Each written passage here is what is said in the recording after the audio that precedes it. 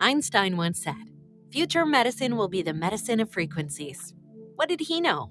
Imagine you hear ocean waves caressing a beach, or a favorite song from the past, or the trickle of the babbling brook. All of these are sound frequencies that positively affect us. Terahertz is a soothing, healing frequency that has been proven to resonate at the same frequency as healthy cells. It penetrates the body and stimulates new healthy cell growth. Want to diminish muscle aches, joint pains, and experience a greater sense of well-being? Tired of spending money on short-term remedies that never seem to work? Soothing, healing, relaxing terahertz frequency is now available and as handy as flipping a switch. Terahertz technology is changing the course of what we were taught about how to maintain our health and well-being. To read more about this amazing breakthrough and to order your terahertz frequency wand, go to naturalearthmedicine.com. That's naturalearthmedicine.com. You're listening to Republic Broadcasting Network, because you can handle the truth.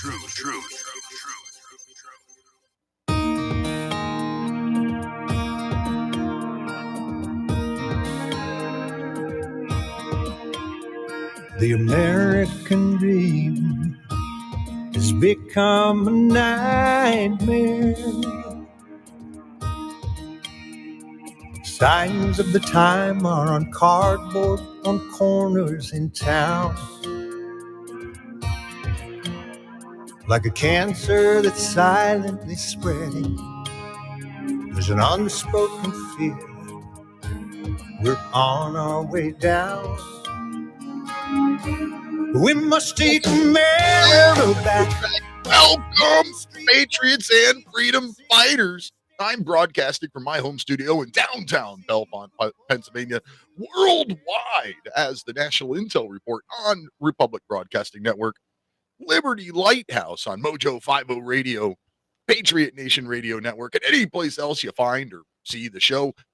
Also, live streaming to a brand new video platform tonight for the first time. That's kick.com, KICK.com. Another place to find this wonderful programming. Sit back, relax. We got 2 hours of common sense and constitutional discussion. I am your host, Peter Serafine. And tonight, I'm going to start this first segment, this first half hour. I want to talk a little bit about this debt ceiling nonsense, mumbo jumbo. That stuff. And then move on in the second segment, the bottom of this first hour. We got Scott Thompson from Right to Bear Insurance going to join the show. We're going to talk about some 2A Second Amendment gun rights stuff going on. And then the top of the second hour, I've got about a 20-minute video of a doctor who was presenting at a committee for the third annual COVID committee for the EU Parliament in Brussels. Dr. David Martin on May 3rd, 2023, so about a month ago. It's about a 20-minute speech video, whatever. And it's something that I think everybody should hear. So I'm going to play the whole 20-minute thing in its entirety. And then for that last half hour, I'm hoping that you've got a whole lot of comments, questions, comments, and concerns to be calling in and talking about that. Now, this is a live call-in radio show. So if you're not familiar, get a pen and paper ready. Write down this number, 512-248-8252. If you prefer the toll-free version, it's 800-313-9443. And that's how you call in, get on air. You can join the program by commenting on the video streams on Facebook, YouTube, and Twitch. You comment there, shows up on my little computer screen, and I see it here. So that's another way to do it. Rumble is a great place to watch the video, but unfortunately, I don't see your comments, and I can't be switching back and forth from screen to screen all the time. So, yeah, if you want to comment, go to Twitch or Kick or Facebook, and you can comment, and I'll see them, and I can read them. Like Jared James Law, who says he loves RBN, and Sarah Nichols, who has shared out the show on her social media accounts, and I greatly appreciate that, Sarah. Everybody, if you could do that, that's one of the biggest things you can do to help those of us on the right side of the political aisle, where these these you know algorithms don't help us be found. We don't show up in searches. If you like Google search Republic Broadcasting, it's probably like the third page of results before you actually get to RBN's website. I don't know that for sure, but I'm just saying that's kind of how it works. So the way we get around those algorithms is with your help when you share out a link to your friends, your family, your social media accounts, and you let them know where we are. See, don't need Google's help if we all share to our friends. And Mr. Jared James Law says he is listening from Scotland. That is awesome. Love seeing people watching and listening from around the world. Scotland. That's awesome. So, like I said, live call in show 512-248-8252. Let's start out with this this debt ceiling nonsense that's been going on lately. One of the old fashioned rule of thumb kind of things, one of those, you know, farmer's wisdom type phrases out there. Is if you find yourself in a hole, well, the first thing you got to do is stop digging. And as of yesterday, when I looked, our national debt was $31.83 trillion. I'm going to in usdebtclock.org right now and pull it up and see if it has changed too terribly much. And no, it's about the same, 31.83 so far. And I'm clicking the wrong button. All right, so $31.83 trillion as of yesterday, as of today.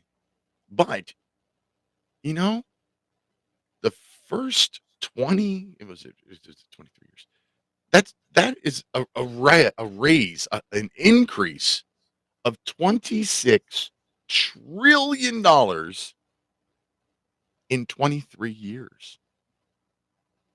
You get that? So from 1776 to the year 2000, 224 years, our national debt at the end of that 224 years was $5.7 trillion, $5.7 trillion. And here it is 23 years later, and it's $31.83 trillion, $26 trillion increased in 23 years. That's insane.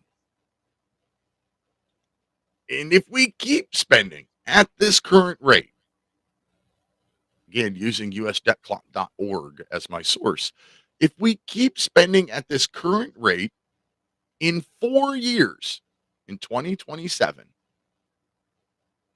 our national debt will be $42.7 trillion. 42.7. Oh my God.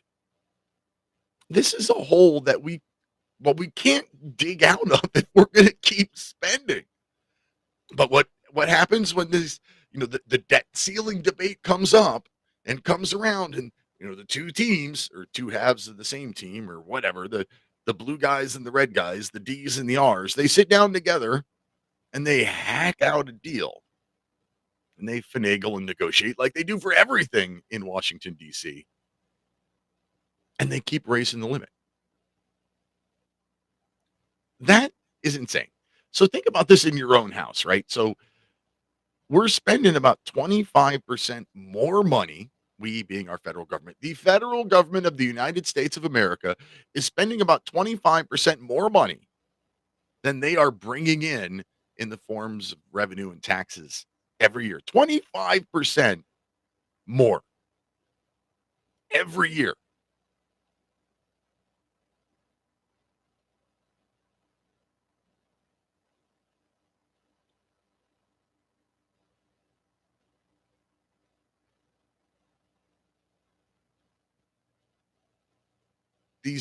These tiny itty bitty spending cuts that don't really mean anything at $31.8 trillion debt. If you want to get anywhere with our financial situation, you want to get anywhere with our debt, we've got to cut 25% just to even consider breaking even. And what we cut, 2% here and there. We're sending money around the world to help other countries. What's the commercial I hear all the time for one of the big name radio jocks? It says, why are we spending, billions of dollars to South Africa so that South Africa can dismantle and close down their coal plants, their coal-fired electric plants? Why are American taxpayers paying for that? And that's a valid question. And for that matter, if we are $31.8 trillion in debt, why are we giving money to any nonprofit organizations, governmental, non-governmental? I don't care. Why are any of them getting a penny in tax money if we're that far in debt? There's, it's all politics and money and power. That's all it is. Has nothing to do with you and I. They don't care about us anymore. They don't care that it's our money that they're spending. Well, let's talk about this current debt ceiling thing that they did. I don't think anybody out there really expected there to be a, no debt ceiling increase. Would have been awesome, but that's not going to happen. But what they did do scares the bejesus out of me.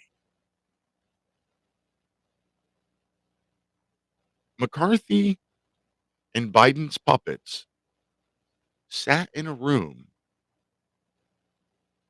and basically erased the debt ceiling for 2 years. They didn't raise it. They didn't say, "Oh no, you can go up to $44 trillion." They erased it. There is no limit for the next 2 years. There is absolutely no limit on how much money our federal government can spend. That should scare the crap out of every man, woman, and child in this country. The COVID thing came around and we forgot all about a whole bunch of laws and we just started spending like crazy. So our leaders in Washington, D.C. figured out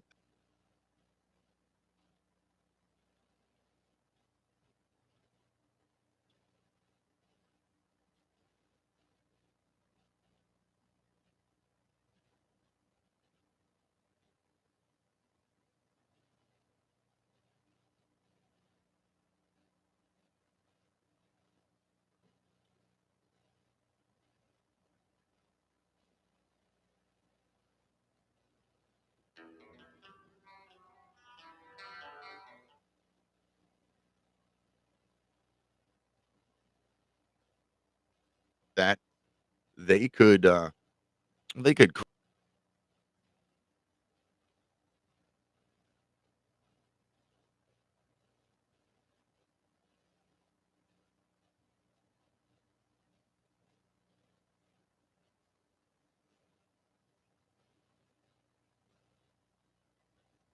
as much as they want for whatever they want.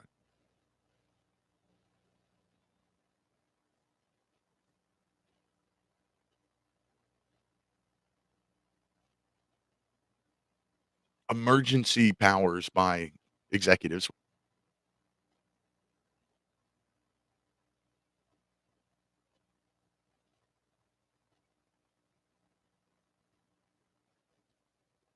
is now they're going to find an excuse to keep spending.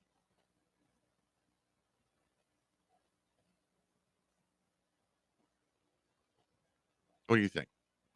Give me a call. Tell me what you think at 512-248-8252, 800-313-9443. I mean, I'm not Nostradamus or anything, but that's my prediction.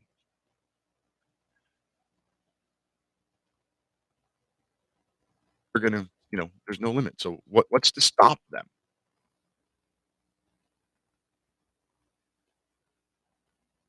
Yeah. I think the whole debt ceiling thing is ridiculous. I think that should be up to we the people. I mean, clearly we don't trust our folks in Washington D.C. anymore. Every time there's a poll about whether or not there should be a balanced budget amendment, every time somebody does a poll like that, it comes back that 80 or more percent of voters say that the we should have a balanced budget amendment. So, what do you think the voters would do if we were given this debt limit stuff?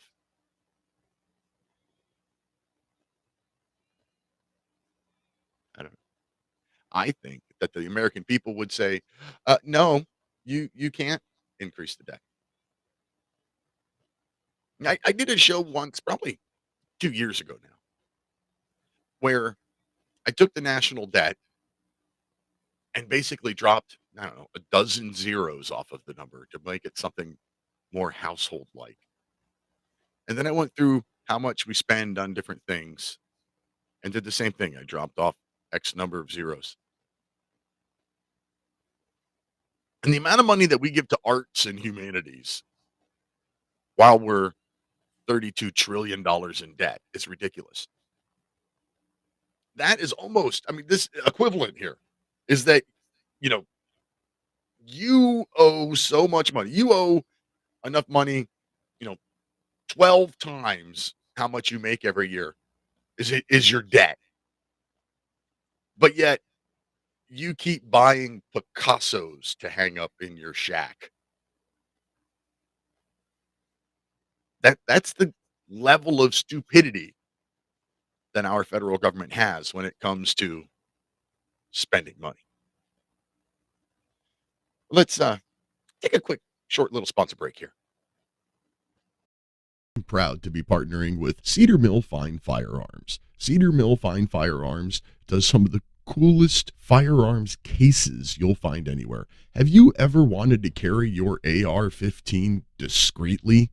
How about a rifle case that looks like a guitar case until you open it up? Go to cedarmillfirearms.com and use the code Lighthouse the next time you're looking for a cleaning kit or a case to carry your firearms. That's cedarmillfirearms.com and use the code Lighthouse. And if you're looking for a Father's Day gift for me, I still have not bought, but still want one of those rifle cases that looks like a guitar case. That's just cool. Not that I had really ever have a reason to carry carry my AR around town or anything like that. But if I wanted to, that would be a cool way to do it. Let's see here. We got a comment in the chat room that says, when there's no check on the Zionist banker Fed, the will to continue to rape, pillage, subvert until our husk of a country is completely bled out. Now it's beyond money. It's our military being raped. It is a lot. They're ruining everything in our country right now. But let's talk about that money stuff, right? How do we get that control back from our federal government, back from the House of Representatives and the Senate? How do we get our control back from these guys when we are so far in debt and they keep doing this stuff? I'm looking for suggestions from you, the listeners out there. You're smarter than I am. I promise you, you're smarter than I am. So give me a call. Tell me what you think. 512-248-8252. And Mr. Scott Thompson, my guest for the evening, he's arrived early. Oh, Scott, did you want to come on the show early? Is that why you're here? Let's see here. What do you think, Scott? Hey, I'm ready for you. Whenever you're ready for me, I'm ready for you. All right. Well, we're going to have to go to a commercial break here real quick. But first, we got to do this. Our resident expert on all things Second Amendment. FFL license holder, firearms instructor, and representative from Right to Bear Insurance, Scott Thompson. Mr. Scott Thompson, welcome to the show. Hey, I'm glad to be here. I like the new intro thing you got for me. Yeah, I figured you're back often enough. I should probably make some kind of an intro for you. I like it. You have any comment before we move on to the two-way stuff? Do you have any comment about what I was talking about? About our Well, how dare they raise a debt ceiling and not just raise it, but basically erase it for 2 years? yeah, but I was a little bit hurt that you took my wife's side on continuing to buy Picassos when we're having other problems. My shed needs Picassos too. Yeah, I think it's a dangerous precedent because one thing I've known about the government is once they get something, they don't like to give it up. And so when you say, hey, you know what, we don't have a debt ceiling for 2 years, now that's been broached. So now in 2 years, what stops them from going, hey, you know what, let's make the next one no debt ceiling for 5 years, and change the game. Just like every time you hear that there's a half-cent tax that's going to fund something, and just once we fund the new stadium or once we fund the bridge or whatever, that tax is going away, and then the bridge gets paid for time and time again, and that tax is still there. Once the government takes something, they don't like to give it up, especially money. And in fact, they usually end up finding ways to add to it. Income tax started at the high end. The rich people paid 1%, and Woodrow Wilson promised it would never go above 1%. Yeah. I don't know what your tax rate is, but mine's definitely way above 1%. Yeah. My accountant just gave me the news not too long ago, and it's much more than 1%. And look what they were able to do in the early days with 1%. Everyone was taken care of. Everything was taken care of. It's government bloat. Yep. We don't have a revenue problem. No. $4 trillion a year that our federal government brings in is plenty. We have a spending problem, a government bloat, government overreach, government control of everything in your life problem. Yeah, and especially when they spend money that there's no measurable return on that investment. You don't know what that money has gotten you. They never report on it. They don't track it. They don't tell us where it goes. Right. They say, "Oh, well, we're going to give $5 trillion for COVID relief," but then, like, how much of it was spent? How much of it was pocketed by politicians at multiple levels? How much we don't know any of that. Yep. And I don't know if you saw this recent story, and this might be just a Florida thing, maybe not, but people recently were receiving COVID test kits in the mail that they didn't ask for, that they didn't request, and come to find out there are doctors' offices out there that have somehow gotten a hold of your insurance information, and they've sent, submitted for you to get your tests sent to your house, and then they get money for referring, and you never did it, and now this is a charge against your insurance, and there's a whole big scheme with it. Somebody's making a lot of money off of that. Oh yeah. And they won't prosecute. That's the sad thing is when they find the waste. And I'll give example in shortly after Hurricane Charlie in Florida, they set up a station where you could come in, and if you suffered damages, you filled out a form that said what your damages were, and they were giving you gift cards on the spot. And the gift cards were $500. And so all you had to do was say, I live at this address and I suffered this damage, and they would give you a gift card, $500.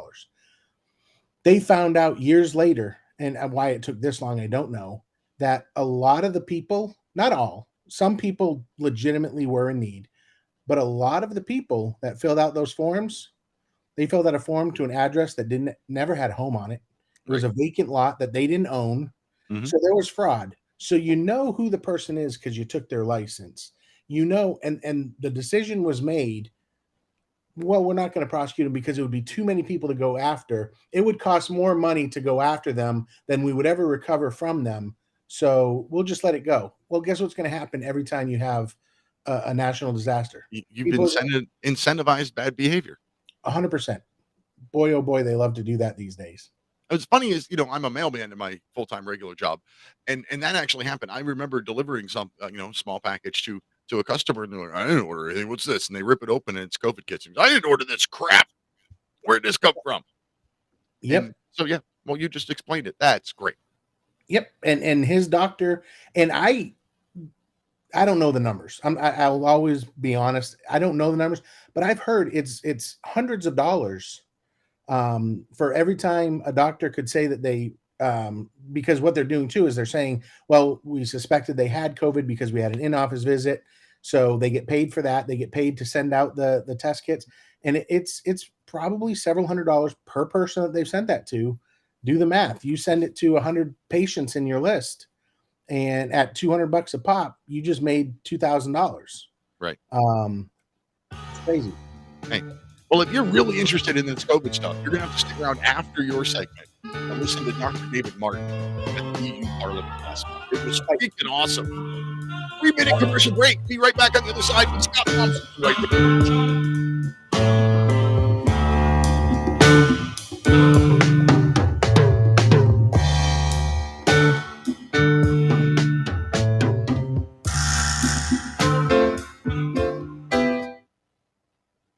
My name is John. I'm the founder of Blackout Coffee, and I started Blackout because I really love coffee. I've always loved coffee, and after traveling so much to Europe, South America, and trying so many different coffees that were so good, and every time I came back to the U.S., I was so disappointed with the coffee, so I figured that I had to do something about it.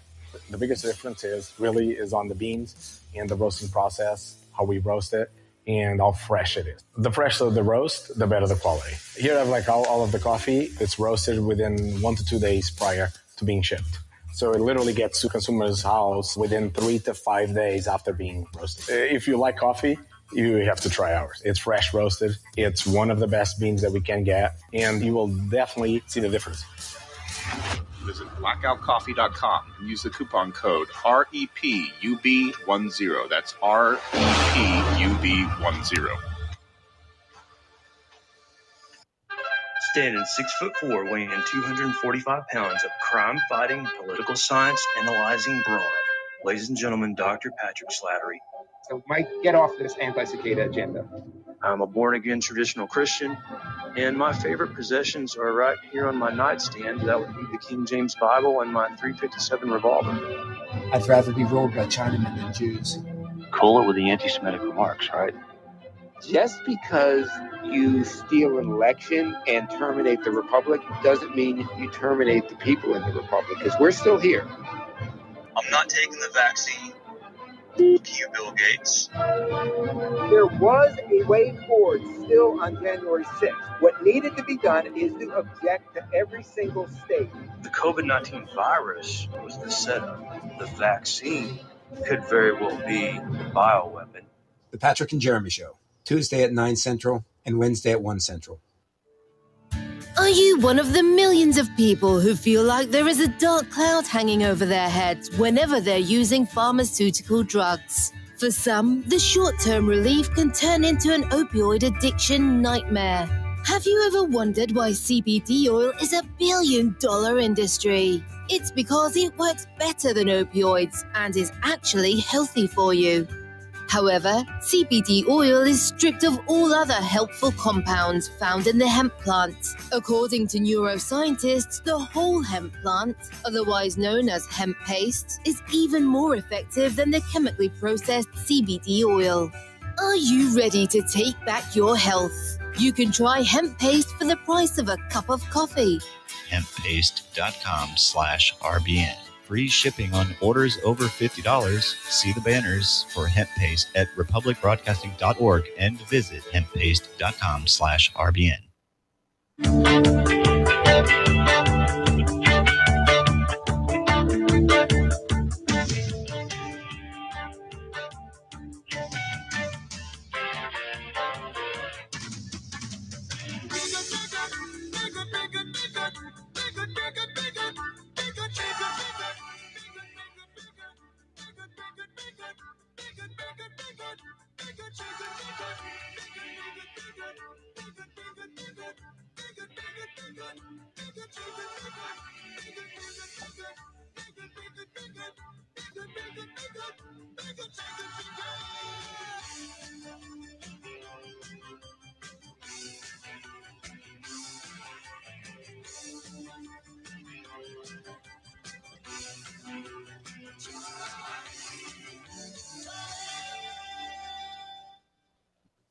Hey, welcome back to the show.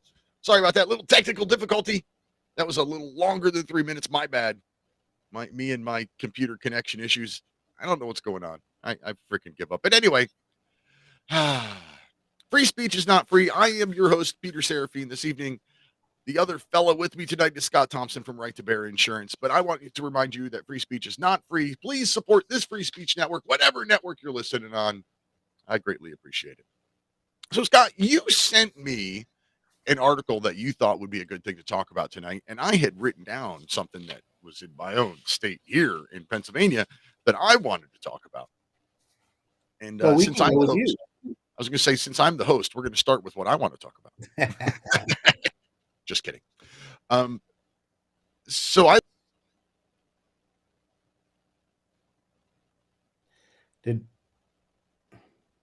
don't know what's going on. I quit. So here in my home state of Pennsylvania, we had a whole bunch of gun control measures put forward.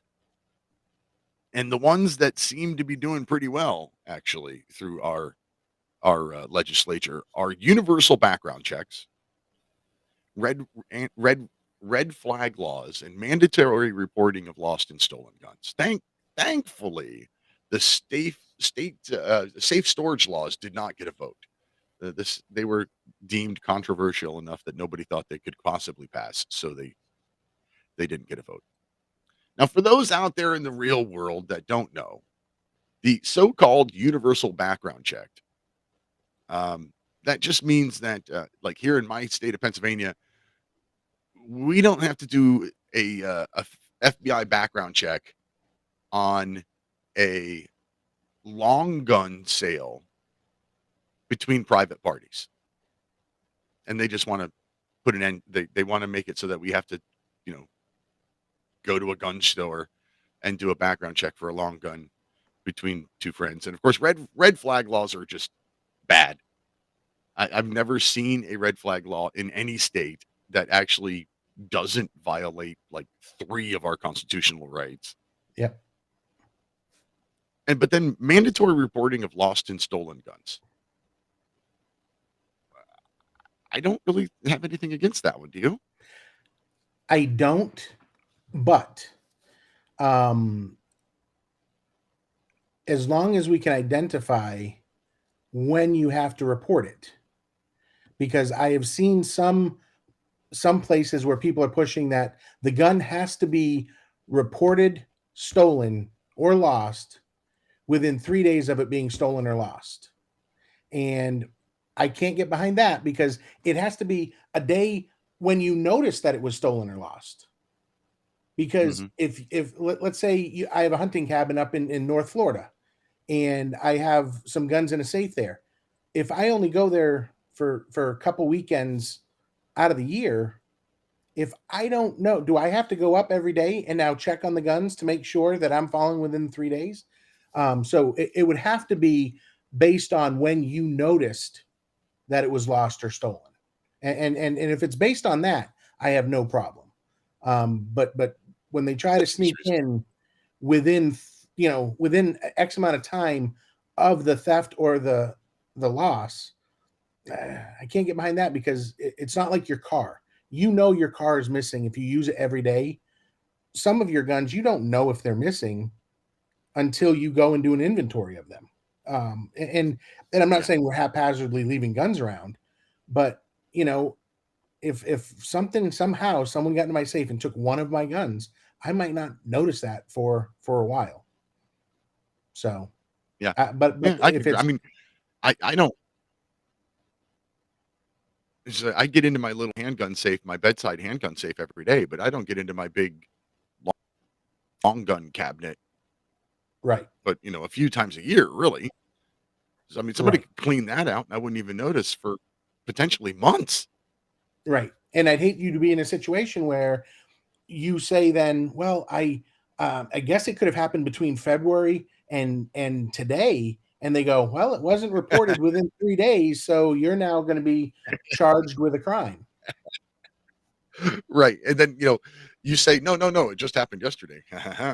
Right. I'll give And you now that. you've And then they're like, oh, false really? police Well, it was used to rob a bank 3 weeks ago. So right. now I'm gonna charge you for bank robbery. Right. All right. Yep. Nope, but you're right. But On the that story one, that you said, yeah, it could be reasonable. I mean, but it's like red flag laws. Like, I understand what they're trying to do. You don't want crazy people to have guns. I get that. Nobody wants crazy people to have guns. But we do have a right to protect our property, and you can't take it from us without going through due process. yes. And due process isn't really due process if I'm not involved. If your little law enforcement agency and some judge get together and they're like, oh, yeah, this guy's nuts, let's take his guns, and you don't talk to me, that's not really due process. I 100% agree. Maybe if somebody out there would write a red flag law where they, come pick you up and it's like, all right, we're going to have this emergency hearing, go find them. And they pick you up and drag you into court and you're actually involved in the process. Maybe, depending on wording and language and how they, plan to do it, I might be able to get behind that. But none of them are that way.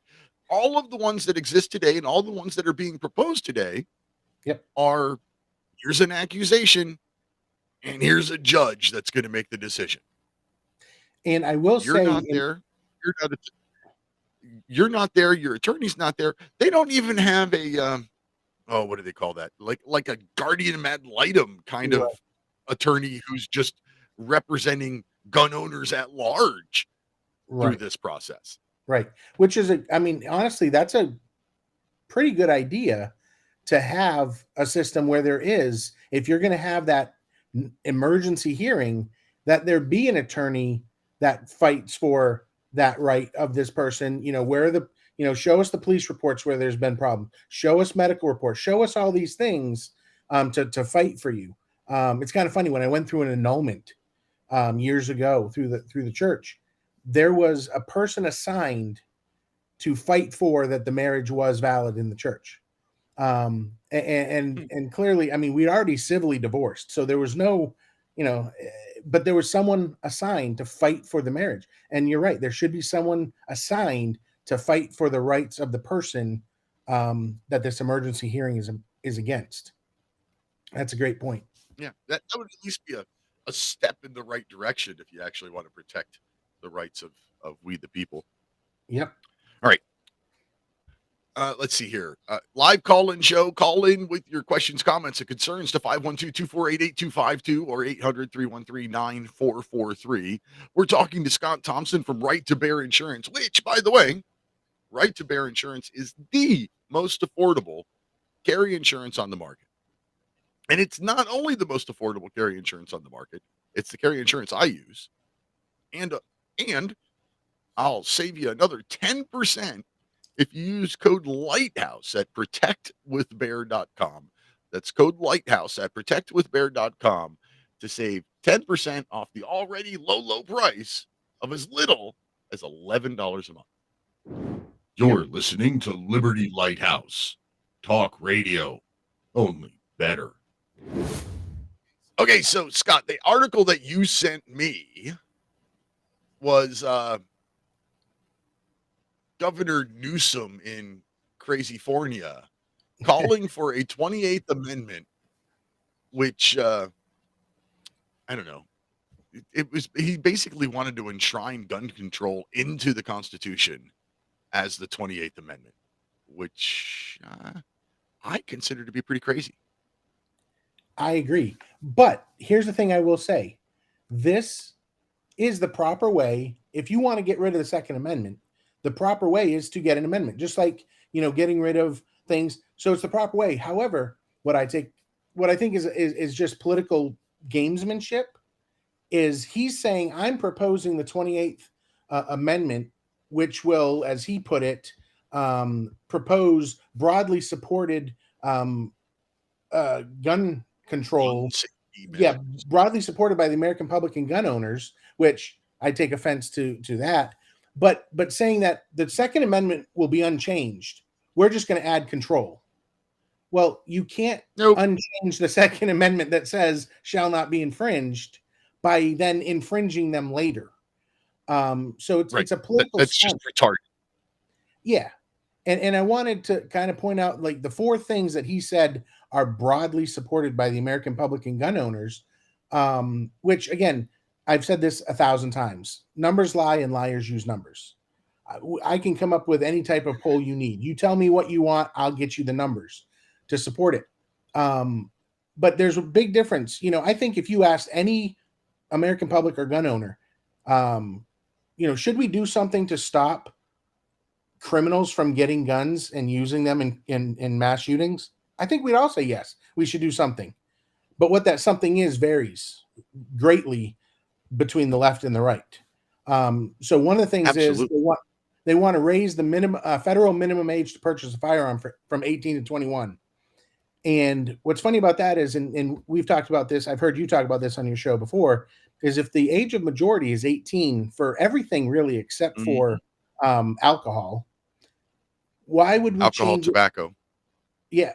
Is tobacco 18 or 21? 21 now. They raised it, I don't know, back under Trump. Okay. See, that's how far out I am about tobacco. I don't smoke, so I'm not affected. I don't see it. But yeah, so alcohol and tobacco are the only thing where 21 is the age of majority. And what's even more offensive is if you look at some of the things that the left are pushing, like in, as you put it, crazyfornia. I like that. I'm going to borrow that term. In crazyfornia, they've actually proposed that people as young as 16 should be allowed to vote in presidential elections because they'll be 18 when the president. So for voting, we're going to lower the age because you're mature enough to pick the leader of the free world, but you're not mature enough to handle a gun properly. And they're also, and I don't want to go off on this tangent, but they're also now they're wanting to let kids as young as 6 make decisions about their sexual, identity and their future. At 6, they can make this lifelong determination that has drastic effects on them, health-wise and mental health-wise. Yet the guns, we got to bump that up. So things that we want you to do younger. Things that we don't want, we want you to have to wait. That's kind of a problem with the genuineness of that discussion. Plus, also, if you look at it, Florida changed from 18 to 21 on long guns back after Parkland. And you look at almost all of the shootings, the people were over 21 for the most part. Most of the shootings. So the 18 to 21 really doesn't, if your goal is to affect people committing crimes, we're talking, you're going after such a small subset of them. Right. The other thing was the mandatory background checks, which, here's the problem I have with the mandatory background check process. And in Florida, there is a mandatory check on any gun sale through a licensed manufacturer, importer, or dealer. But you can do private transaction for handguns or long guns without a check. Still, most of the shootings in Florida did not come from a personal transaction. It came from a gun store anyway. So the background checks, they do root out certain things, but they're not perfect. And what happens is when you say the background check, and they don't say, it says to prevent true people from purchasing a gun. Well, what's your definition of a truly dangerous person? And to prove that they're not perfect, a crack addict Hunter Biden was able to buy a gun using going through the proper background check. Absolutely. So we already have, and let me ask you, where are they at in that investigation? Yeah, see, there's no investigation because he's politically connected to the highest level. To be somewhat fair about that, yes, it's a felony to lie on that form. Mhm. However, it's one of the least prosecuted felonies in our nation. I did the like less than 1% are prosecuted. Yep. So this goes to the hypocrisy, just like you were saying with the age thing. Oh, you could be 6-year-olds and cut your junk off, and at 16 we'll let you vote. But oh my God, you've got to be 21 if you want to buy a gun, smoke, or drink. Right. Which is okay. So that's insane.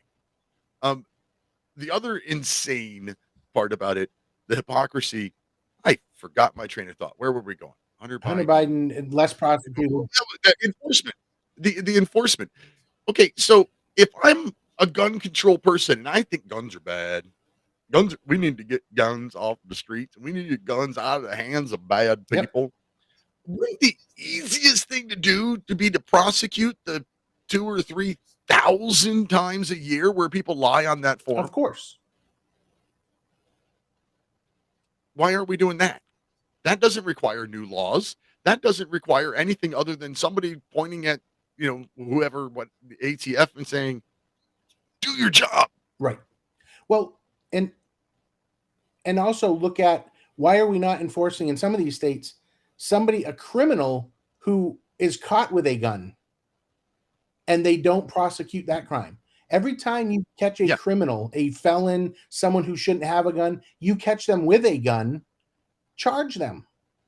But unfortunately, because of certain policies in place, you get someone who has a gun, who has even used a gun in a crime.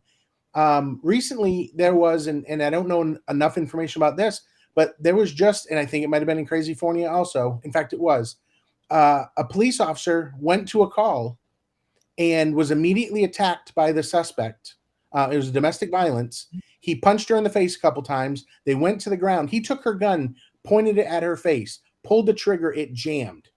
And then he was able to rack the slide, and then it worked, and he shot at her a couple times and missed.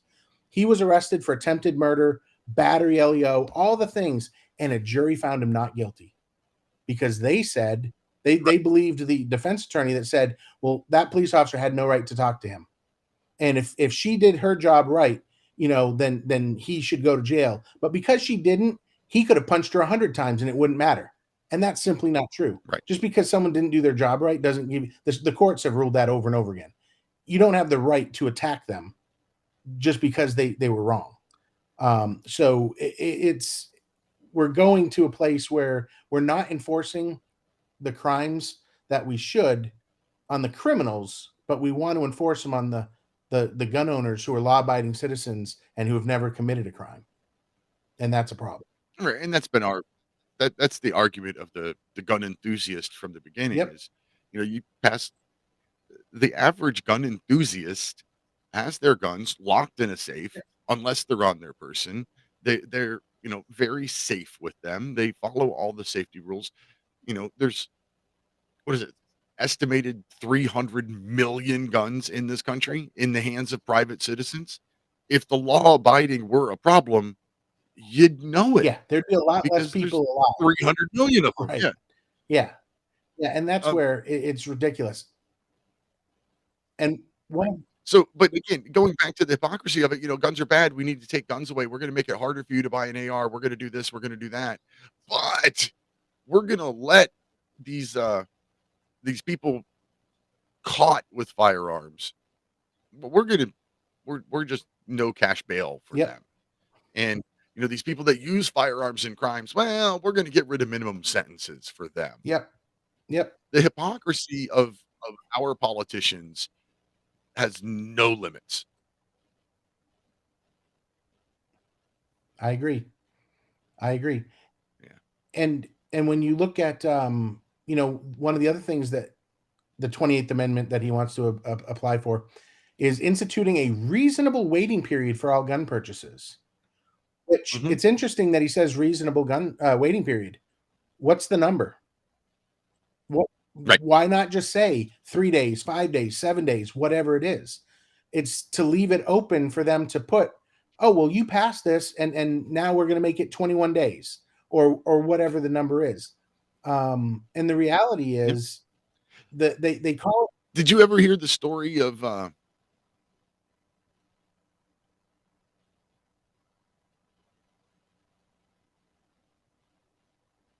I think I lost you.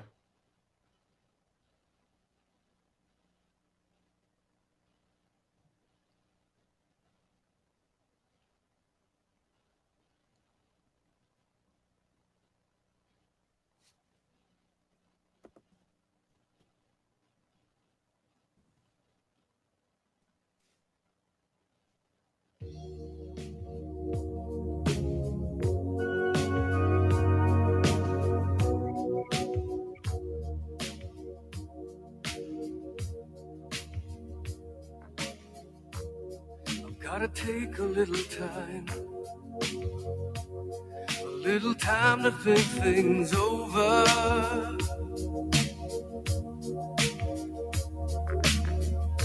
I better read between the lines in case I need it when I'm older.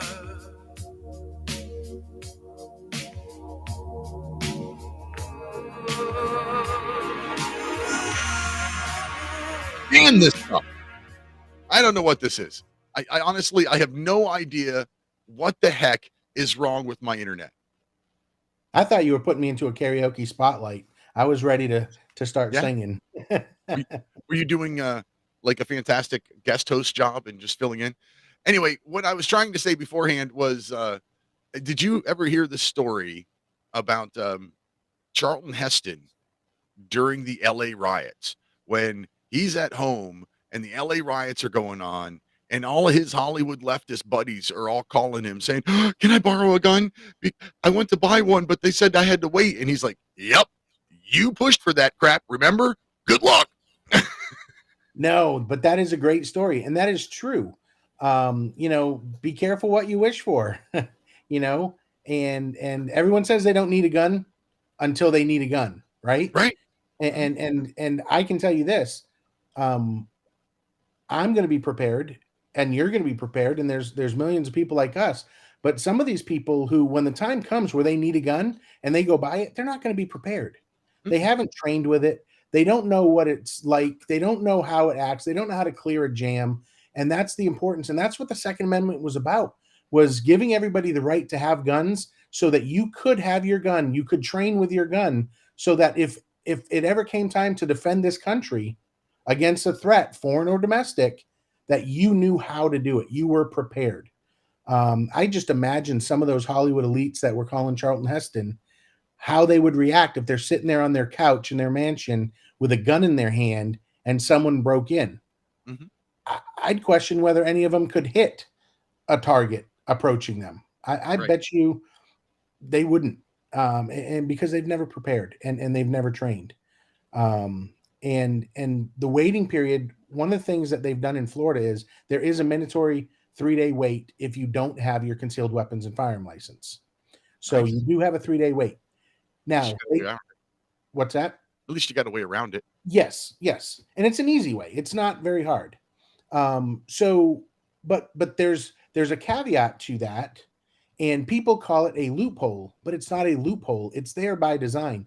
And the caveat says that the 3-day wait, they have to give, there's 3 answers they can give you: denied, accepted, or a conditional release. So if you're denied, you don't get the gun. If you're approved or accepted, you get the gun. A conditional release says, hey, the 3 days is up, but we haven't been able to fully make a determination yet. So you can get the gun, but you can't transfer that gun. If we come back and say it's denied, then you have to turn the gun back in. And which is okay. It's better than, because what they started doing when Nikki Fried was the Commissioner of Agriculture, because in Florida, the same agency that regulates your citrus fruit also regulates your gun, because it just makes sense. That's brilliant. So she started doing a thing where they were no longer doing that conditional approval. And what they were doing is just saying, well, we just haven't had time to get to it yet. I mean, we're really busy. And people were waiting 90, 120 days to get a handgun when they bought guns before. And the funny thing is there, I've seen stories where a man walks into a gun store, wants to buy a gun. He does everything right. And they say, we're not sure. 45 days later, they still haven't given an answer. He goes back in the store and says, well, can I buy this other gun? and he buys that gun, does the paperwork, 3 days later walks out with the second gun, but they still haven't given him the clearance on the first. Now, how much sense does that make?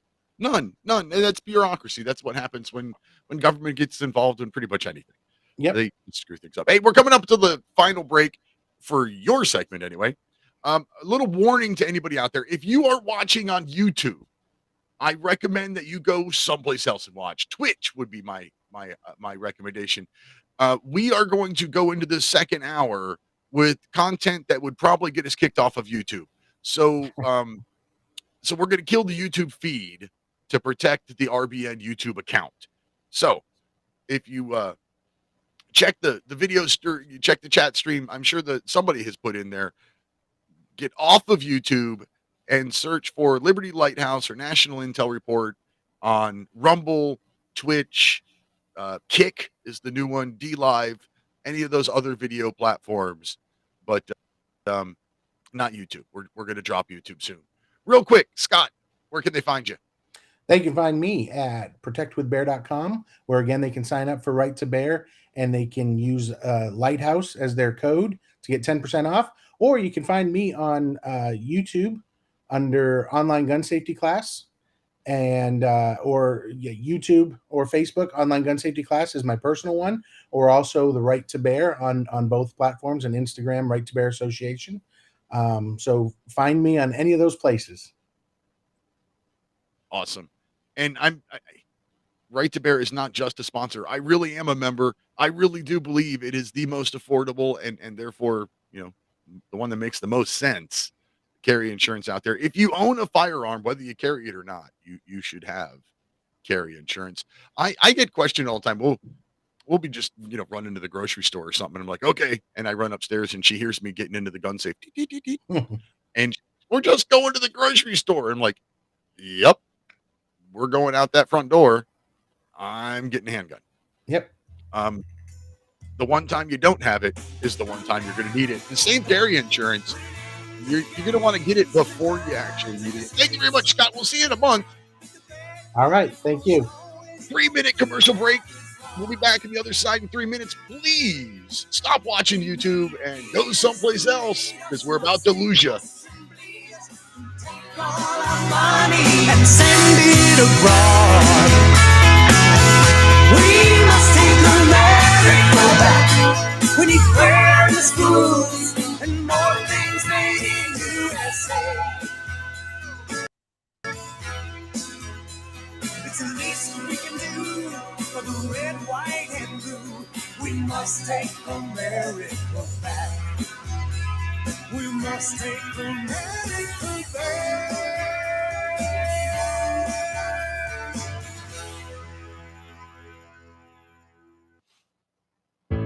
Extendivite, a 7-herb combination of garlic, cayenne, hawthorn, bilberry, ginkgo biloba, valerian, and milk thistle.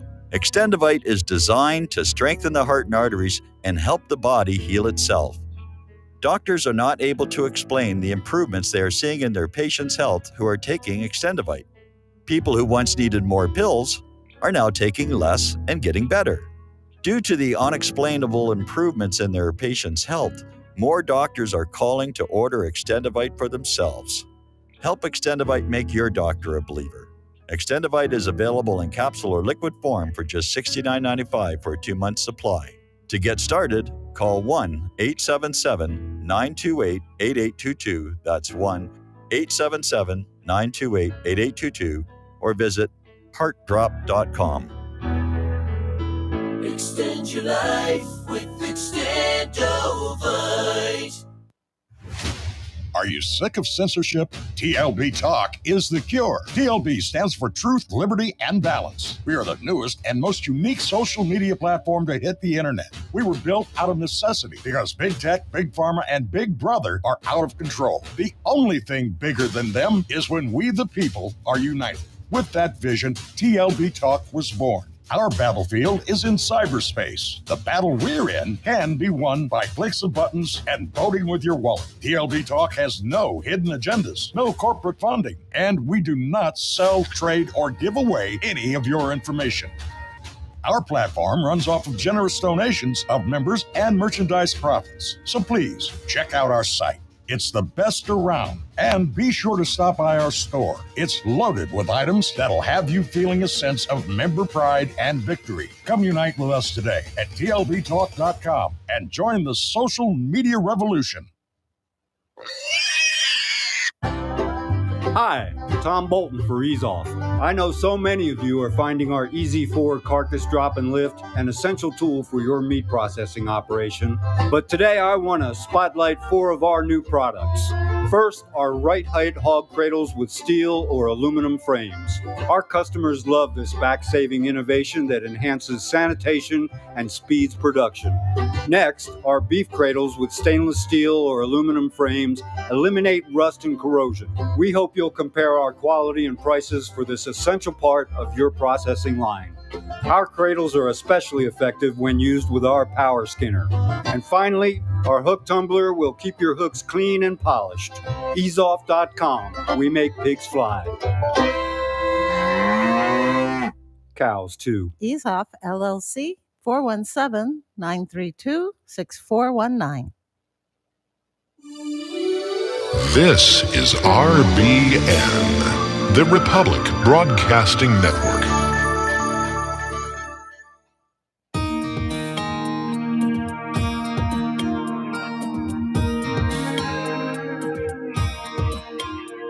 The American dream has become a nightmare.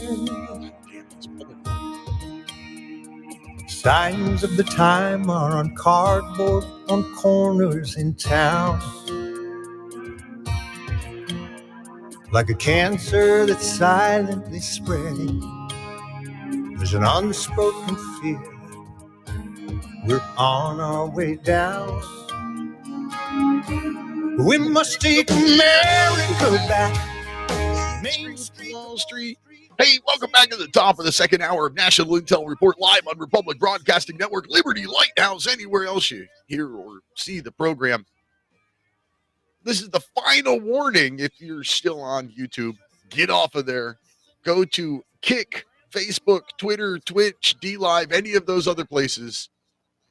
Because what I've got coming up is Dr. David Martin from May 3rd, 2023. So about a month ago, Dr. David Martin was speaking to the 3rd annual, COVID committee or something like that in front of the EU Parliament, or a select portion of the EU Parliament.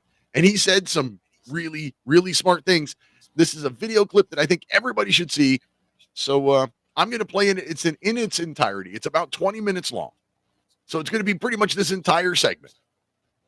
And when it's over, when we come back, I want to hear your questions, comments, and concerns. I want your calls about this clip.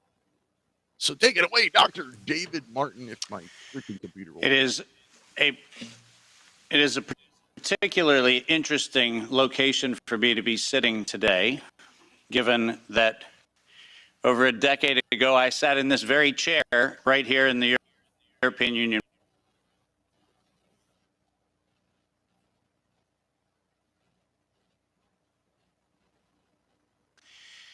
And at that time, I warned the world of what was coming.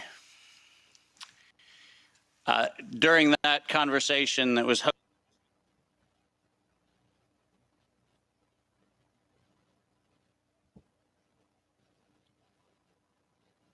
hosted at the time by the Green and EFA and a number of the other parties of the European Union's various representations, we were having a conversation on whether Europe should adopt the United States policy of allowing for the patents on biologically derived materials.